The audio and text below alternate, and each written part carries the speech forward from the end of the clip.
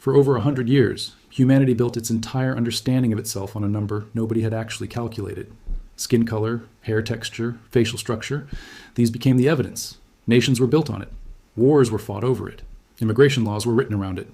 And then, in the 20th century, someone finally asked the only question that mattered. What does the actual DNA say? Not the assumption, not the appearance, the code itself. When scientists finally ran that comparison across every population they could reach, the number that came back was not what anyone expected. And once you understand that number, you will never look at a map of races the same way again. Here's where the story actually begins, and it begins earlier than most people realize. In 1972, a geneticist named Richard Lewontin sat down with data from 17 genetic markers, sampled from 7 broad population groups that the science of the era still called races, categories like Caucasian, Black African, and East Asian. He wanted to know, mathematically, how much of human genetic variation existed between those groups, compared to within them. This was not a political question to him. It was an engineering problem. Partition the variance, run the numbers, see what falls out. What fell out should have ended the conversation permanently. Lewontin found that 85.4% of total human genetic diversity existed within populations, not between them. Read that number again. Not 85% difference between a white person and a black person and an East Asian person. 85% of all human genetic variation exists inside each of those groups, among people who supposedly belong to the same race. The differences between the racial categories themselves accounted for a sliver of what was left. Two people standing in the same racial category from the same continent could be more genetically distant from each other than either one is from someone on a completely different continent. That is not a footnote. That is a structural collapse of the entire framework. But here's where it gets uncomfortable, because science is never as clean as a single headline number, and if you stop the story here, you're only getting half of it. In 2003, 3 decades after Lewontin's paper, a Cambridge statistician named A.W.F. Edwards published a direct challenge. His argument was not that Lewontin's math was wrong. The 85-15 split held up. His argument was about what that split actually meant. Edwards contended that Lewontin had treated each of the 17 genetic markers as if they were independent signals, when in reality much of the information that distinguishes populations lies not in any single marker, but in the correlations between many markers considered together. In other words, look at one gene at a time and populations blur into each other. Look at thousands of genes simultaneously in combination, and you can often statistically sort someone into their region of ancestral origin with striking accuracy. Think about what that tension actually represents. 2 of the most rigorous minds in population genetics looking at the same underlying biological reality walked away with opposite headlines. One said race has almost no genetic basis. The other said the pattern is there if you know how to read it. This is not a case of good science versus bad science. This is the moment you realize the fight was never really about the data. It was about what the data was going to be used for. And that fight did not stay buried in academic journals. It came roaring back into public view recently, and this time the stakes were higher because the technology had changed completely. We are no longer talking about 17 protein markers measured by hand in a lab in the early 1970s. We are talking about full genomic sequencing, applied to hundreds of thousands of people, cross-referenced against global ancestry databases built from every inhabited continent on Earth. The question Lewontin asked with a slide rule, modern researchers can now ask with the entire human genome. And what they found did not settle the argument. It reignited it. In 2024, a paper landed in the journal Nature that analyzed genomic data from participants in the All of Us research program, a massive United States database built specifically to reduce medical inequities by recruiting from historically underrepresented populations. The paper's technique for parsing race and ancestry data drew immediate fire. Critics argued that the method used could be misconstrued to support the idea that human beings can be neatly sorted into distinct biological races. The exact conclusion that 50 years of genetics had supposedly closed the door on. This was not a fringe blog making noise. This was a peer-reviewed Nature paper, and the backlash came from inside the scientific establishment itself. So a different team went back into the same well of data, armed with a different method, determined to find out who was right. And this is where everything changes again. Published in June 2025 in the American Journal of Human Genetics, a study led by researchers including Eduardo Tarazona Santos analyzed the DNA of more than 230,000 people enrolled in the All of Us database using principal, component analysis alongside global reference panels like the 1000 Genomes Project to compare people's self-identified race and ethnicity against their actual genetic ancestry. 230,000 human genomes. Not a sample, not an estimate, an actual population scale comparison between what people call themselves and what their DNA says about where their ancestors came from. The results did not just complicate the picture, they blew a hole straight through it.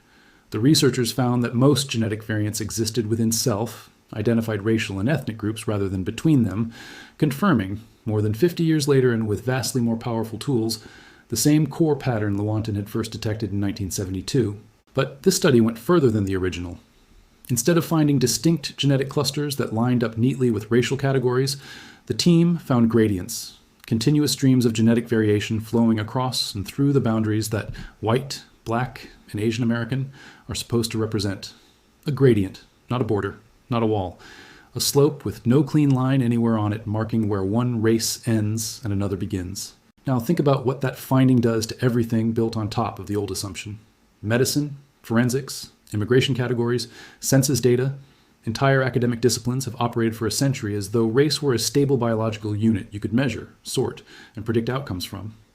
And what this 2025 study is telling us, in the coldest and most technical language possible, is that the foundation was never as solid as the buildings constructed on top of it. The real story is not just that race and genetics fail to line up neatly.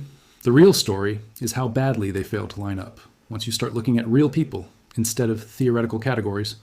The researchers discovered significant genetic variation even among people who shared the exact same self-reported racial and ethnic identity, depending on which U.S. state they lived in. Differences the authors linked to the layered historical impacts of colonization, the transatlantic slave trade, and more recent waves of migration. This is not abstract. This is a person filling out a census form with one checkbox, while their actual genetic ancestry tells a completely different, far more specific, far more human story that no checkbox could ever capture. Here's the example that should stop you cold. Among people who identified as Hispanic or Latino, those living in states like California, Texas, and Arizona were found to carry a notably higher proportion of Native American ancestry than Hispanic or Latino people elsewhere in the country. A pattern that traces directly back to the fact that those states were historically part of Mexico, a nation with a large mixed indigenous and European population. Meanwhile, Hispanic or Latino participants living in New York showed the highest proportion of African ancestry of any state in the study, a signature consistent with more recent migration patterns from the Caribbean into New York. Same racial checkbox, same ethnic label. Two almost entirely different genetic histories, shaped not by biology, but by centuries of ships, borders, and migration routes that no one thinks about when they check a box on a government form. This is not chaos, this is history, written in molecules instead of textbooks, and it is far more precise than the labels we invented to summarize it. And once you understand that the labels were always an approximation, a shorthand built for convenience, not for accuracy, you start to understand why the researchers behind this study made a request that should have been front-page news everywhere. The authors concluded that social constructs of race and ethnicity do not accurately reflect underlying genetic ancestry, and stated plainly that they do not recommend using race and ethnicity as proxies for ancestry and genetic research going forward. Not a suggestion buried in a footnote, a direct recommendation from the team that just ran the largest version of this experiment in human history, telling the entire field of medical genetics to stop using race as a genetic stand-in. Think about what that means for precision medicine, the entire emerging field built on tailoring drugs and treatments to a person's genetic profile. If doctors and researchers have been using racial categories as a rough proxy for genetic risk, and those categories turn out to be gradients rather than boxes, then an unknown number of medical assumptions built on race may be quietly miscalibrated. This is not a hypothetical concern floated by outsiders. One of the study's own collaborators called the findings critical for developing appropriate precision medicine solutions for everyone, given how the genetic backgrounds of people in the United States turn out to be far more complex than the racial and ethnic categories used to describe them. This is where an academic disagreement about statistics becomes a question that follows you into a hospital. But the deeper you dig into this story, the further back the real revelation stretches, because the fight over modern racial categories is really just the most recent chapter of a much older argument about where humanity itself began. For decades, the standard model taught in classrooms was simple and clean. Modern humans evolved from a single ancestral population somewhere in Africa, and everyone alive today descends from that one founding group. It was tidy, it was teachable, and according to newer genomic evidence, it appears to be wrong, or at least dangerously incomplete. A sweeping genetic analysis, incorporating data from diverse modern African populations alongside fossil evidence, has begun dismantling the single origin story piece by piece. Rather than descending cleanly from one ancestral population, Researchers now suggest early humans likely evolved from multiple intermingling populations across hundreds of thousands of years, groups that stayed connected and continued exchanging genes with one another even after they began diverging somewhere between 120,000 and 135,000 years ago. Not one tribe branching outward, multiple populations splitting apart and merging back together again and again across a timescale so long it is almost impossible to picture, for longer than written history has existed, multiplied by dozens. And this is where the story becomes almost unbearably intimate, because the deepest, most unbroken thread of that history is still alive today, in the genomes of specific living people. A study analyzing ancient genomes from southern Africa reported roughly 9,000 years of genetic continuity in the region, underscoring an unusually deep and long-running population history there, and highlighted the Nama people, whose modern genetic signature carries some of the most distinct and ancient lineages found anywhere on the planet. Somewhere in southern Africa, right now, there are people whose ancestry stretches back along one of the longest continuous genetic threads discovered anywhere on Earth. That is not folklore. That is measurable, sequenced, published data. So what most people are not seeing when they hear phrases like race and DNA used in the same sentence is that the science has quietly moved past the entire premise of the question. It is not asking which race is superior or which race is different. It has moved to a far stranger, far more humbling question. How many different ancient populations had to converge, split, and remix across hundreds of millennia just to produce the 8 billion people walking around today? Every one of them carrying fragments of that impossibly long, impossibly tangled story inside every one of their cells. Now escalate that picture one more level, because the plot twist does not stop at Africa. Outside of Africa, nearly every non-African population on Earth carries measurable amounts of DNA inherited from Neanderthals, an entirely separate human lineage that our ancestors encountered and interbred with tens of thousands of years ago. That single fact alone shatters any remaining illusion of pure ancestral lines. There is no population on Earth that represents an unbroken, unmixed genetic lineage stretching back to some mythical founding group.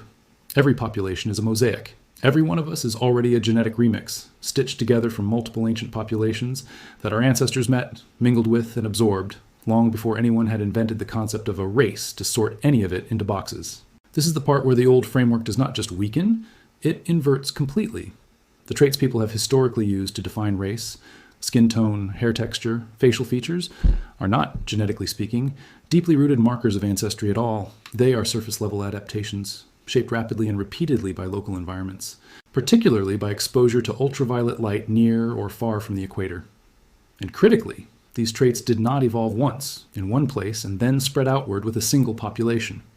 Similar pigmentation adaptations arose independently, multiple times, in different lineages facing similar environmental pressures, a phenomenon geneticists call convergent evolution, which means the very trait most commonly used throughout history to sort humans into races is, from a genetic standpoint, one of the least reliable indicators of deep ancestry that exists.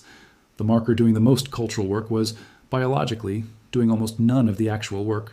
This is not chaos, this is strategy, except the strategist is evolution itself, endlessly experimenting with the same narrow toolkit of pigmentation genes across different continents, arriving at similar surface solutions through entirely separate genetic pathways. Two people with similar skin tones on opposite sides of the planet may share almost nothing else in their genome. Two people with wildly different skin tones may share deep, recent common ancestry. The eye was never a reliable instrument for reading the genome. It never was. Think about what most people are not seeing here, because this is where the story gets genuinely dangerous, not to any group of people, but to the idea that a shortcut like appearance can ever substitute for the trillions of base pairs actually encoding a human life. For over a century, entire governments, immigration systems, and legal frameworks were constructed on the assumption that visible traits reliably tracked deep ancestry, temperament, ability, and worth. The genetic evidence, mounting for 50 years and now confirmed at a scale of hundreds of thousands of genomes, says that assumption was never supported by the biology. It was a story people told about the biology, mistaken for the biology itself. And here is the part almost nobody is prepared for. This is not settled science in the sense of being finished, closed, filed away. It is a live, contested, evolving field, and the 2024 controversy proves that the argument over how to even measure and interpret ancestry data is still raging inside the scientific community itself. New sequencing technology keeps arriving. New ancient genomes keep getting recovered from bone fragments buried for tens of thousands of years. Every year, the resolution of the picture gets sharper, and every time it does, The old simple categories fracture a little further. So where does that leave the 8 billion people currently alive, each one carrying a genome that is simultaneously a private diary and a global archive? It leaves us with a species that has no clean internal borders, only currents, gradients, and endlessly overlapping histories of migration, conquest, love, displacement, and survival, all compressed into 3 billion base pairs sitting inside nearly every cell of every human body. The races that dominated politics, law, and social hierarchy for centuries turn out to be a human invention layered on top of a much older, much messier, much more interconnected biological reality, a reality that was there the entire time, waiting for the technology to catch up enough to read it properly. But think about what happens next, because the science is not going to stop here, and neither is the argument about what to do with it. Precision medicine is racing forward, built on the promise of tailoring treatment to individual genetic profiles rather than broad racial categories, but implementing. That shift means rebuilding decades of clinical assumptions, funding structures, and diagnostic tools that were quietly built around the old flawed proxy. Forensic science is racing forward too, developing techniques to predict a person's likely ancestry, or even physical appearance directly from a DNA sample left at a crime scene, a technology that could revolutionize investigations, or could just as easily encode the same old racial assumptions into a new, more scientific-looking form, dressed up in the language of algorithms instead of eyesight. And underneath all of it sits a political question that no genome sequencer can answer. If the genetic evidence increasingly shows that race is a gradient, not a category, a human invention layered over deep, tangled biology, what happens to the laws, the census forms, the affirmative action policies, the medical guidelines, and the cultural identities that were all built using race as a fixed, countable unit? Do those systems get rebuilt around a more accurate but far more complicated genetic reality? Or does the political and cultural need for simple categories simply override what the DNA is actually saying, the same way it has for the last 100 years? Because that is the tension nobody wants to sit with. The genome does not care about census categories. It does not care about national borders, or historical narratives, or the checkboxes on a hospital intake form. It carries only what actually happened. Every migration, every mixing, every isolated population that stayed put for 9,000 years. Every population that scattered and remixed 1,000 times over. The categories we use to talk about human difference were built for administrative convenience, not biological accuracy, and the deeper science digs, the more that gap widens, rather than closes. So what happens when a species finally gets a clear enough readout of its own genome to see, in undeniable resolution, that the lines it drew between its own people were never really there? What happens to identity, to belonging, to the stories nations tell about their own founding populations, when the genetic record keeps insisting that everyone's ancestry is a river, not a wall? The researchers who ran the 2025 study did not answer those questions. They were not trying to. They were only trying to measure what was actually in the data. But the questions do not go away, just because the scientists moved on to the next paper. The next major sequencing project is already underway somewhere, right now, expanding the reference panels, refining the resolution, pulling ancient DNA out of bones that have waited tens of thousands of years to be read. Each new dataset makes the picture sharper, and each sharper picture makes the old categories a little harder to defend. Nobody currently working in this field believes the story is finished. The 2024 paper and the 2025 paper disagreed on methodology, and somewhere out there, a future paper is already being drafted that will complicate both of them further. So the real question was never simply, what does the DNA say about race? The real question is what a species does with an answer this uncomfortable, this well-documented, and this difficult to simplify back down into a headline. Does the evidence quietly reshape medicine, law, and identity from the inside out, one careful study at a time? Or does it sit there, fully published, fully peer-reviewed, fully available, and change almost nothing, because some truths are easier to sequence than they are to accept? That is not a question genetics can answer. That is a question for everyone who has ever checked a box on a form without knowing what their own cells would have said instead.